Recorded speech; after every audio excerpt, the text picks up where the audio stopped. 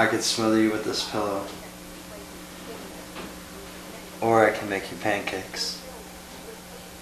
Pancakes it is.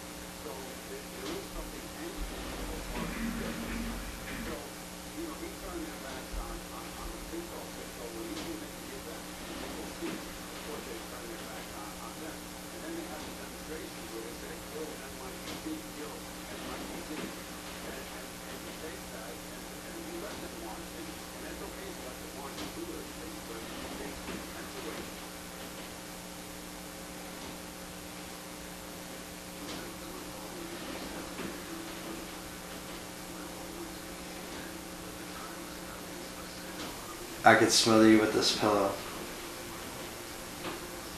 Or I can make you pancakes. Pancakes it is.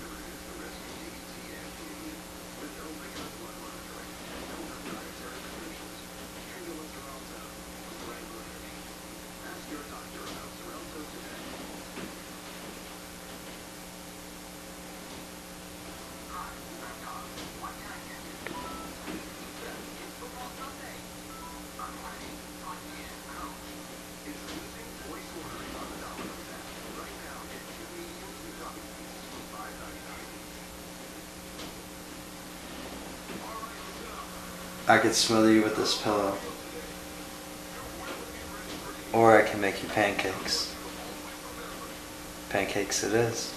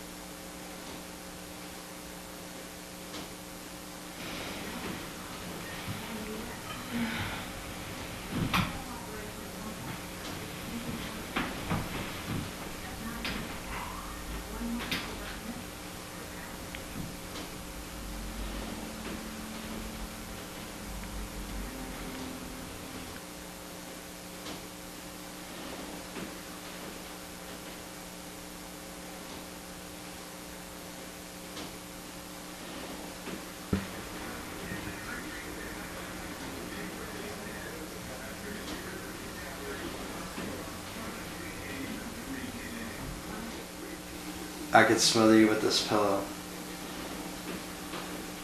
Or I can make you pancakes. Pancakes it is.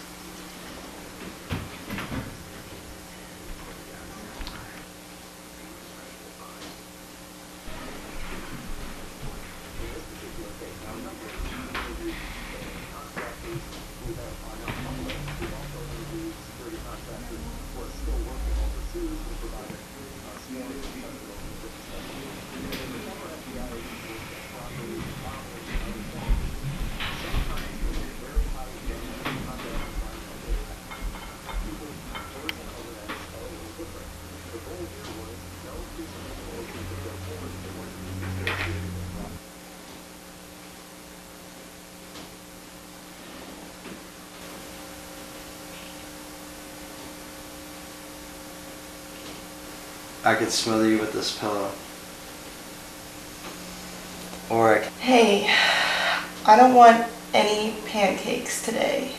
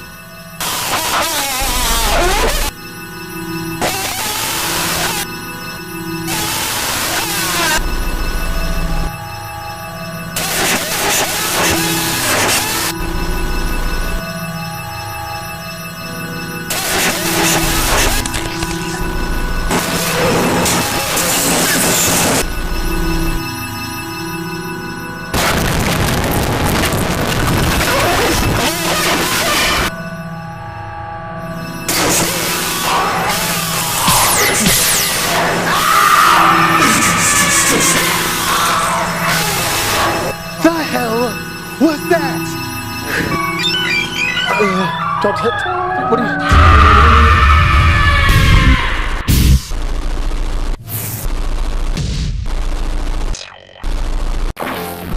No! No! No! Who are these people? It's a really an alien invasion and a cover-up of these nefarious activities of crossbreeding humans. What can we do? Go. Please, God, if you watch this, take this information and do something with it. You got to do something.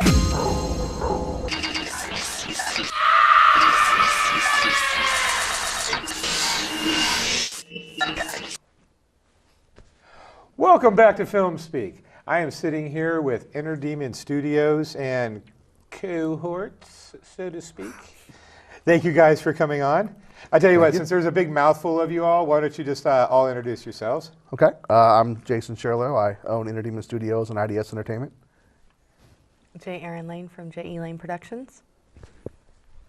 Cliff Cash, special effects makeup artist for Inner Demon Studios and actor. Jason Durham, actor and special effects with Inner Demon Studios and writer. Sweet. See, now that is a lot of talent, just bam, all at once. Oozing talent. Oozing talent. Now, I know everybody knows Jason because he has been on a couple of times. The third time. The third time. Yeah, that makes you an alumni.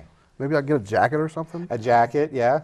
Or maybe you can start bringing some Popeye's chicken or something. when you Grow come my up from hair out Cincinnati. real big. Hey, we got to have matching froze now.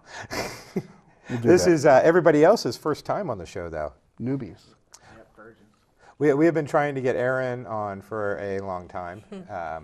How is the filming for Immaculate Possession coming? It's going really well. We're actually filming today. Wow, so you're going to leave here and go right to set? Yes. Excited? I am excited. Now, how far along are you in the filming process? We're about 85%. Ooh, so going to be wrapping up. When are you projected to hope to have done with post and everything? I'm thinking the summer, August, hopefully, by August. By August or so? And can people keep track of this on the internet? Yes, we have a Facebook page. We have J. Lane Productions, and we also have a page for Immaculate Possession. And you'll be able to find those in the credits, of course. I'll have a nice long list, so you'll be able to keep up with Erin and her production company and with Immaculate Possession. And of course, Inner Demon Studios. Yeah, you got to be able to find those guys. It's true. Now, what has Inner Demon been up to lately? Oh, it's been crazy. We just finished Horror Hound, which you were there. I was there. That's tomorrow, which does not matter for this episode, I guess. But yeah, there will be some members of Inner Demon on there. We did Horror Hound, which is our big event every year, local down here. We have AC1 out. Architect Chaos just came out on DVD. Working on Immaculate Possession with Miss Erin over here. What else we got going on? Grass Man's going to go into production very soon. It's going to be amazing. We got a whole lot of things coming out. We got helicopters and GoPros everywhere, and we're going to throw Cliff out of a tree. He doesn't know it yet, but we're going to throw him out of a tree, and should be very exciting. Hopefully, maybe next time we come on, I can have a clip for you. Oh, that would be awesome. Yeah, we would love to see some of that. And in case people don't know, Grassman is the Ohio legend version of the Sasquatch Bigfoot. But he's cooler because he's from Ohio, and his name is Grassman. Anyways, Cliff, Jason, we've been talking for forever about having you guys on the show, and it is wonderful to have you finally come on. To be here. Cliff, you first, since you're closest to me. I'm excited about doing H1Z1, which is kind of a zombie movie, but not really, because it's more about people being infected, kind of like 28 Days Later. Yeah. And I'm going to get, like Jason said, get to do Grassman, which I'm excited about that, getting thrown out of a tree, which I just found out, which sounds sounds really cool. I'm ready to do it. Just other than that, I mean, I'm so excited to be part of Inner Demon Studios. I mean, these guys are wonderful. They're so talented, and I've been having nothing but a blast since I've met them. Yeah, H1Z1. I know a lot of zombie film purists, if you call 28 Days Later a zombie film, they will smack you. Yeah. Because, they're like, no, it's not a zombie film, it's an infection movie. Yeah. Until they see our film. Until they see Then your they'll film. switch. That'll make them change sides. We're going to make it a whole new zombie. Oh, sweet. I'm excited. Well, I've seen some of your makeup tests and the stuff that you guys have done, and it looks really, really good. It's going to be really, really cool. And you'll be doing makeup and acting on both these flicks? Yeah. Because that's when we met, was doing AC1. Yeah. The found footage alien contamination movie.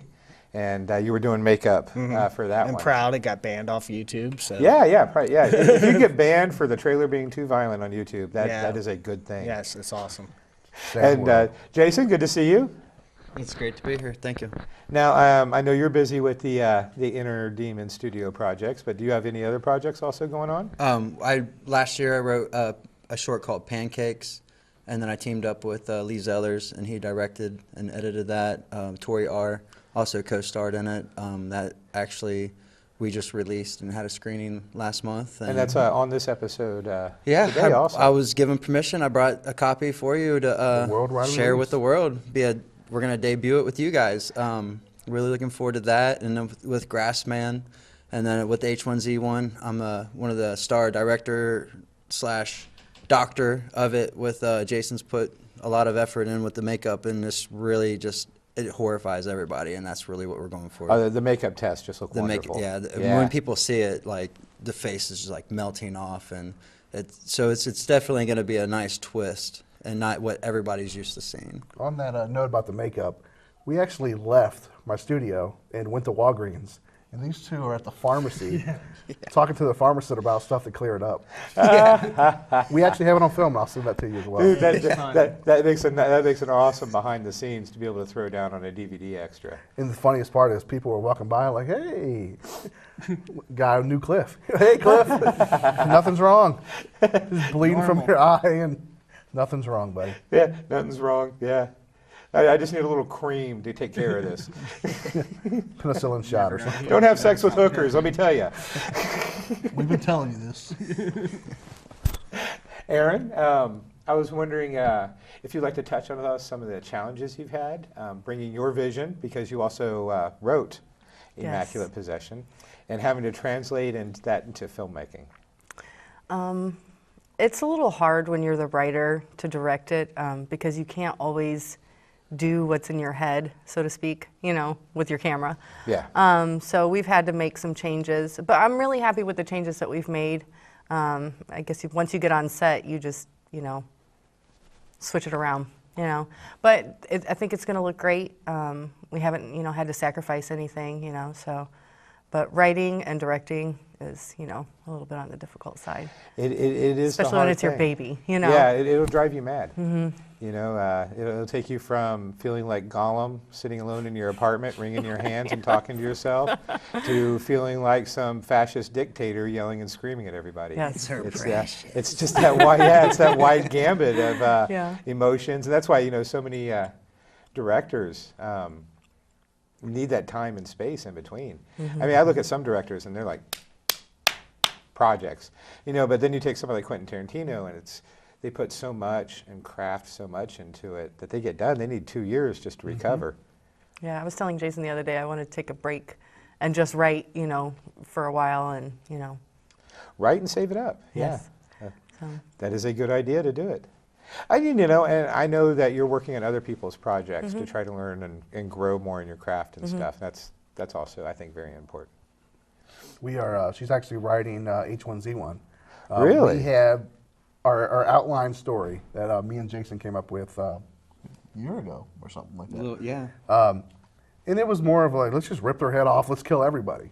And she's got a creepy story going to it. It kind of reminds me of some of the original Nightmare on Elm Street stuff. Oh, nice. nice. You kind of get a little background of the character before he goes nuts, and it's going to be definitely a challenge. Jason's a great actor, but he's going to have to put some love into this one.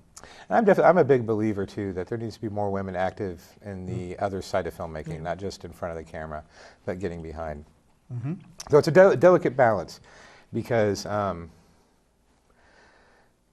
like the past Academy Awards, there was a big gripe because there was no women producers or directors or anything. But it's that double-edged sword of you want women represented, you want them in the industry, and you want them working. But, was there really anything, should they get the Academy Award or get nominated just because they are women, or should it be judged purely on the work alone? You know what I mean? I mean, it's that delicate balance.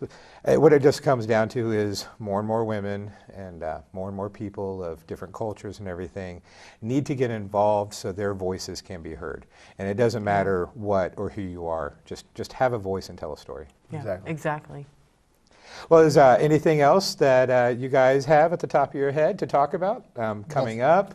Have you done? Coming up. Oh, yeah. Yes, please. With Tales from a Dark Basement, again, working with Lee Others, we have Pancakes, which is done, and then we have Playboy coming out. I'm a bartender in that one. Marcus Jackson. You've worked with Marcus him. Jackson's sweet. in that one also.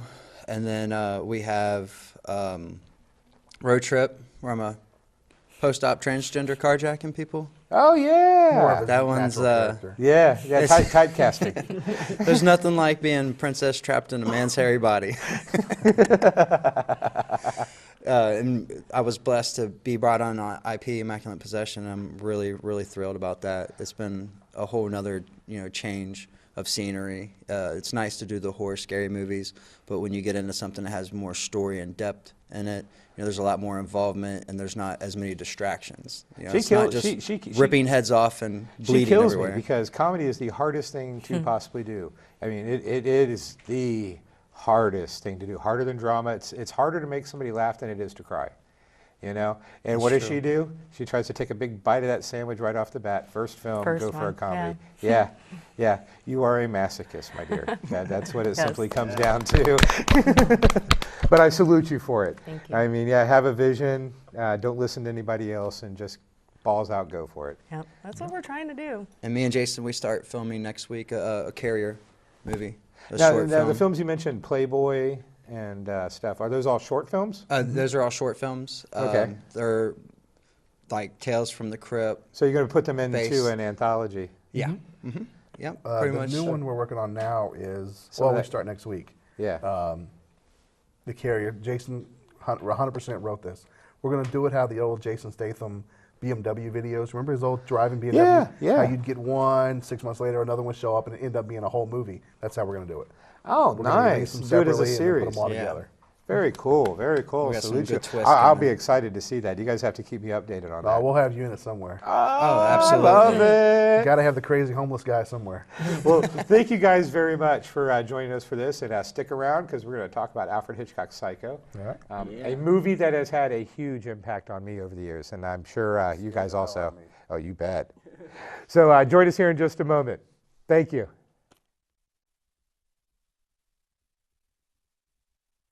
And now it's time for the Cafe 125 show. Are you happy with that? Does that sound good?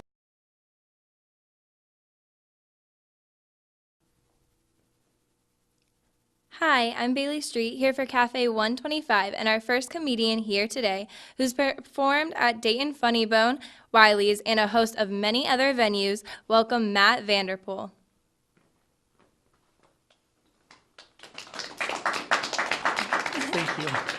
Thank you, Miss Bailey. Thank you, DATV and Cafe 125.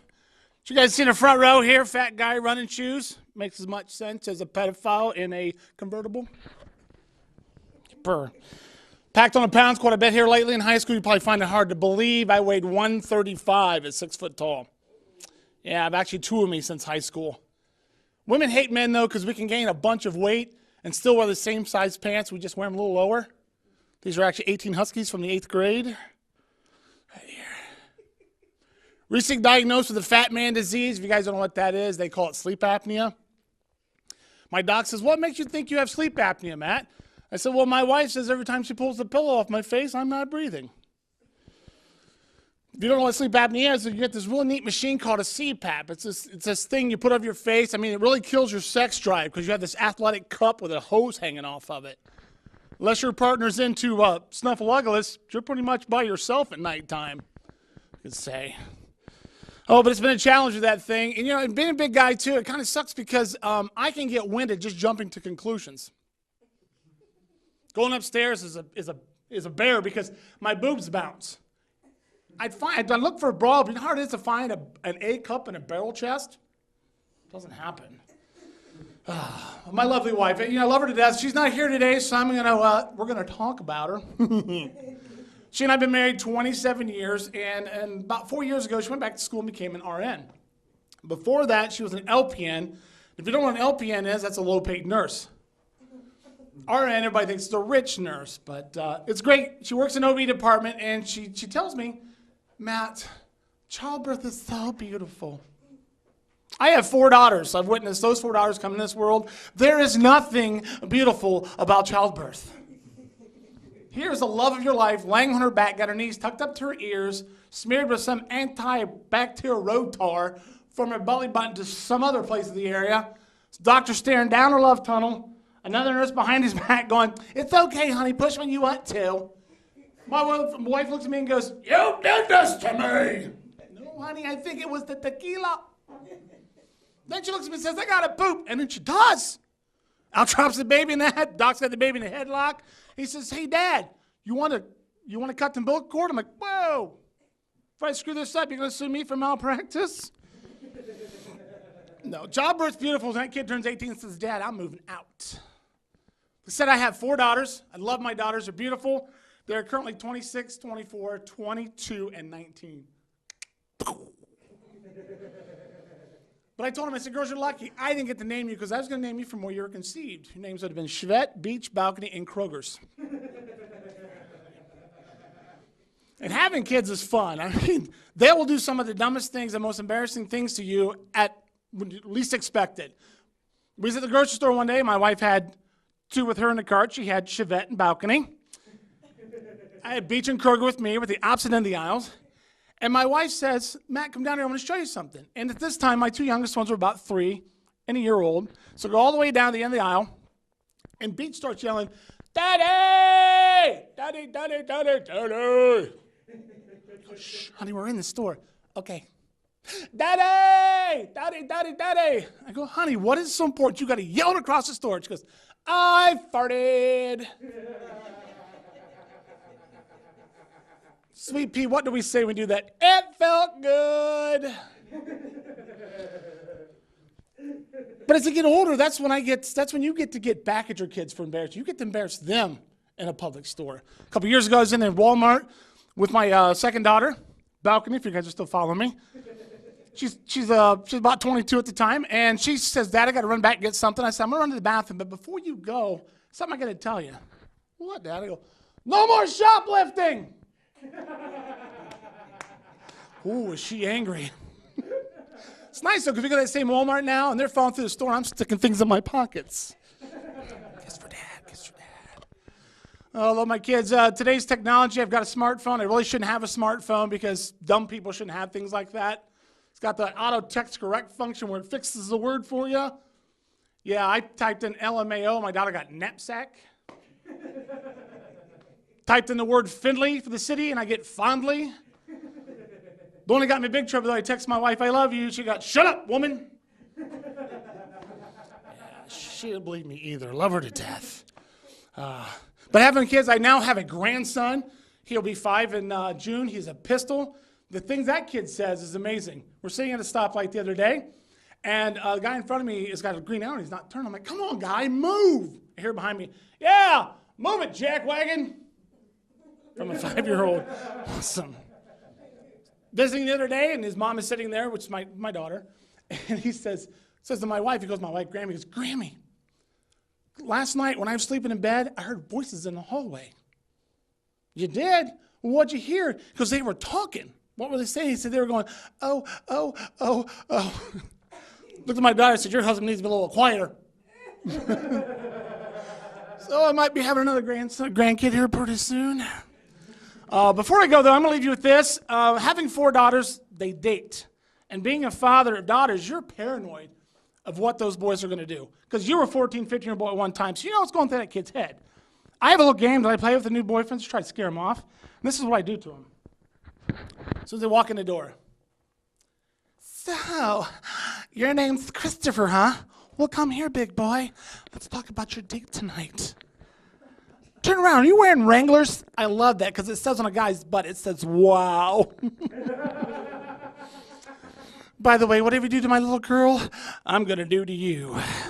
Thank you. My name's Matt Vanderpool. Appreciate it, guys.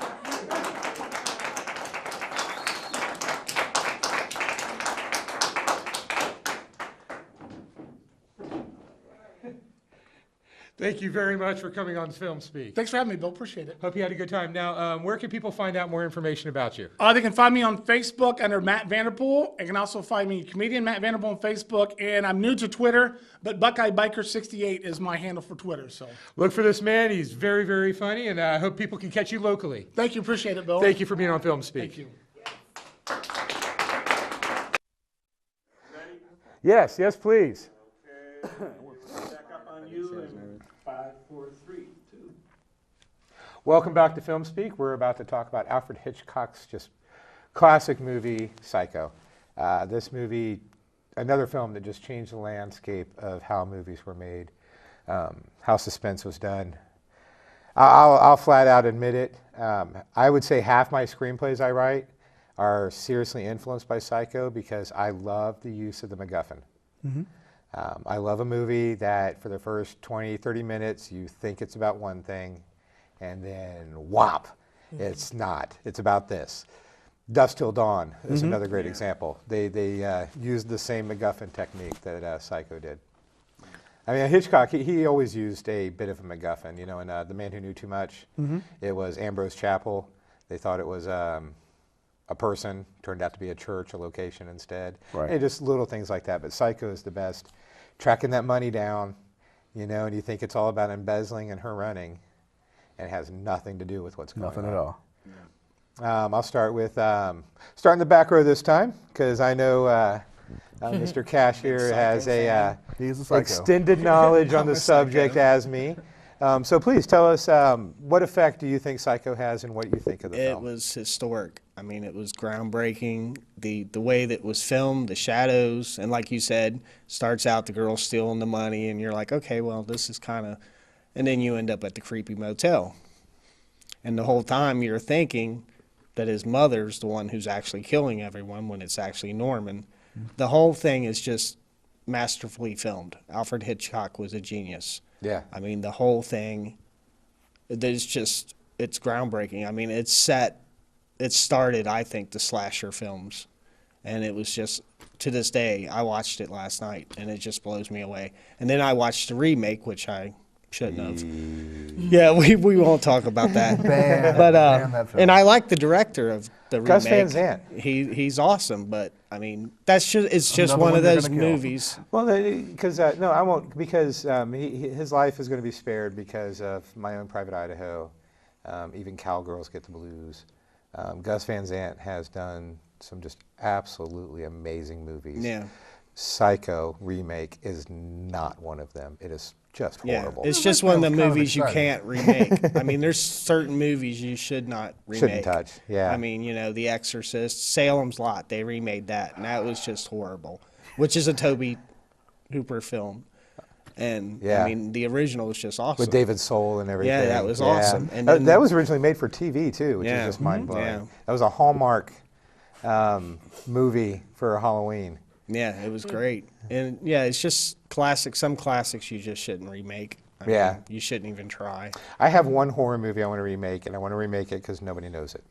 And that's Captain Kronos Vampire Slayer. Never heard of it. See? I told you. It is Something mixed a up in his head. 1972 Hammer film from England about a medieval knight who's going around Europe killing vampires. Okay. And I'm terrified of English people. Let me know where to send the audition. hey, mate. True. Sense and Sensibility, man, scared the crap out of me. It's definitely true. Phobia. But yeah, Psycho, just wow. Yeah. Yeah, when I write stuff, huge impact on me. I'll fit in little things like just cerulean blue, you know, because it's the color that his mom's dress wore. You know? The setup of shots. I actually read a book that was completely dedicated to breaking down Psycho. Every scene has symbolism in it. You know, when she's running away with the money and it's raining, that symbolizes the confusion she has about the decision she's making right then. And it goes on and on. The birds of prey behind Norman Bates in his office, that the taxidermy stuff he does. Yeah, all has to do with the symbolism of his character and everything. Now, do you like the TV show, Bates Motel? No. don't? I like it. I like it. I watched pretty the good. first season. The wife and I were watching it. And if they just would have named it something else or put it in the appropriate time. I'm one of those people where don't screw with the canon, you know, of something. That's why I don't like episodes 1, 2, and 3 of Star Wars. They screwed with the established canon of the other movies, you know. And the TV show did the same thing, having it in modern time. Because I think they nailed the relationship between the mom and the son. Yeah, definitely. And it really grows the Norman Bates character. But because they took it out of context to where it was in the original movie, because Psycho was based on Ed Gein, you know, and I would like to see more of a tradition of sticking to like the 50s and stuff. And the dichotomy it would have of that violence and the situation if you played it against the false projected hominess and everything of the 1950s, I think that would have been really neat. Yeah. I take it as the show is a whole nother aspect of Psycho. Yeah. Even I watched it again. You know, I knew we were coming on, so I watched the original movie again, and you could just see how well he took from that character. Yeah. And the kid might even be creepier. You know, I love the show. I haven't missed an episode. And Anthony Perkins was such a great actor that he ruined his whole career from doing Psycho. that's why I Norman don't Bates. act. I don't want to act and ruin everything for everybody. Yeah. He nailed that character so much that nobody could ever see him as anything else but that character again. Yeah, kind of like Linda Blair, like The Exorcist. Yeah, doing The Exorcist. Same thing. Well, because he was a great established actor through the 50s, was mainly known for playing sidekicks in Westerns. And then he did Psycho, and he was always associated with that character forevermore. You, Jason, what is your opinion of the movie Psycho? I mean, I love it, and one of the highlights is, you know, still to this day, there are people, especially a lot of women out there, that are afraid to shower home alone by themselves. Right here, You know what I mean? When you make an impact of that magnitude, Yeah. you know, that really, and with all the stuff, all the lines that he was just playing with, and all the limits he was pushing. Well, sometimes we all go a little mad. And you know, with that, like a lot of like Pancakes was definitely Alfred Hitchcock inspired, and played solid through. You know, I'm obviously like not, I can't hold a candle to the wind to that man, but it would I think it would have been worth the while and the torture to be on one of his sets and work with him though. Oh yeah, he definitely tortured his actors though, and especially the actresses. Absolutely. And you know what's funny is we were both talking about how much Hitchcock has influenced our writing. And actually, Hitchcock did not care about the writing. He did not care about the screenplay. For him, the movie was told in pictures and mise en scene and how he set up shots and what was in the shot. That's what told the story. He could care less what people were saying.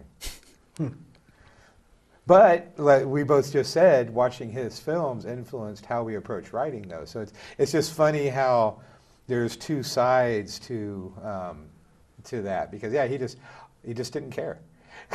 I know I watched one of the interviews and he said, you know, actors were like children. You know, the most difficult thing about dealing with us is our egos, but without us having an ego, we wouldn't be able to do and perform what is asked of us to do. Yeah. So, you know, it's kind of refreshing for him of all people to say a little bit of ego is necessary. One of my favorite quotes is, well, you know, when his films were black and white, all his heroines were brunettes. And so is Pancakes. And then when so it's like all of his. I wrote Psycho Frenzy, all my women in it are blondes because I followed when he went to color, he casted nothing but blondes. Really? And the reason he casted blondes is because he said, as a victim, blondes are like fresh drops of blood on virgin snow. And so that's why he always used blondes after, you know, switching to color creep anybody films. else out? That was kind of creepy. Now, Aaron? Yes? What did you think of Psycho? Well, when I was like 8 years old when I watched it for the first time, I don't think I slept for a week. But I watched it last night again, and some of the shots that he got were just brilliant, you know? I mean, you have to respect the man. I mean, he's just incredible filmmaker. I really do love that, you know, Norman is mad. Yeah. And that you don't get that at first. You think he's sweet. Yes. I mean, you know, the guy that they cast, he just looks like guy next door, you know, and just seems so sweet, you know, bringing her food, and, you know, little does she know that she's about to go down. Yeah. I'm not even going to hurt this fly. Oh, mother, the blood, the blood. Yeah. But no, I think it's brilliant. I really do. I mean, when I was 8, like I said, it scared me. But now I'm older and, you know, filmmaking perspective, you take that shower scene, which was... how many shots did they get of that? That was 150 cuts. That's what I was thinking. I 30 know it was seconds. a lot. 150 cuts in 30 seconds. Wow. Of film, not film. digital. Yeah, not Imagine if he had like today's technology. And being able to do that. But yeah, back then that was film. That was cutting and pasting. And it was mainly because of the censors, because the censors were there the whole time he was filming it, judging. You know, you're showing too much skin, you're showing too much this. We caught a little side boob. We can't have that. You know, and so that's why they ended up cutting it up as much as they did. But it's brilliant. And it's the most famous scene out of all the movies ever. You know, they rip off even the sound now, you know. I had heard that when they first premiered it, that people ran from the theaters horrified, puking and screaming and stuff. Really? Which is funny to think because of how mild it is compared to some of the on crap now, that gets put out right, now. yeah. I just watched one of Jason's movies, or you know. Yeah, pretty much. Now, for you, sir, what did you take away from Psycho? It's hard. Now that I go back and watch it, being a filmmaker kind of killed it for me. Every shot, if the camera moves, you know, you get a little wiggle to it, I'm like, oh my God, you know, even this master, you know, screwed up that shot. It's a wonderful film. It's still him dressed up, coming out, dressed up as his mom is the creepy, almost as creepy as your accent. But I've seen it so many times, and when the detective comes upstairs, the private investigator, sorry. Yeah.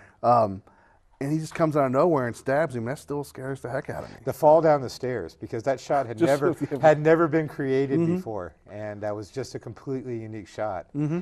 But it put you in his shoes, gave you that sense of vertigo, Right. you know, as he was falling and everything. Just brilliant. Definitely some good shots and stuff that I've probably stolen a lot of times, you know. Now, first person to say it, who knows where Hitchcock's at? Cliff? Anyone? I have no idea. In Cliff's basement. Basement.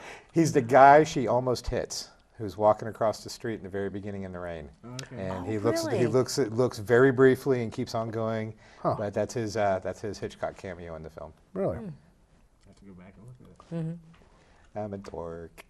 Yes, you My are. favorite one is Lifeboat, because since it was all taking place in a lifeboat with 12 people in the boat, how could they get him to do a cameo? There's a newspaper that washes onto the boat, and it focuses for a second on an advertisement before and after weight loss, and he's the before picture. And that was his one little cameo Really? in it. We gotta start doing that. I think so. It's fun. You know, that way it's like playing Where's Waldo when you watch a movie. Anyways, thank you guys very much for coming on and sharing your thoughts on Psycho. This is an important movie for me. I guess it seems to be an important movie for everybody, not Absolutely. just me. Yeah. And I loved hearing your guys' opinions and how it's affected you, because it makes me not feel so alone. Thank you guys very much. sir. Thank you. Thank you. Please come again. Absolutely. Lovely to have you. And please be watching Film Speak again. You guys have a great night and support independent film.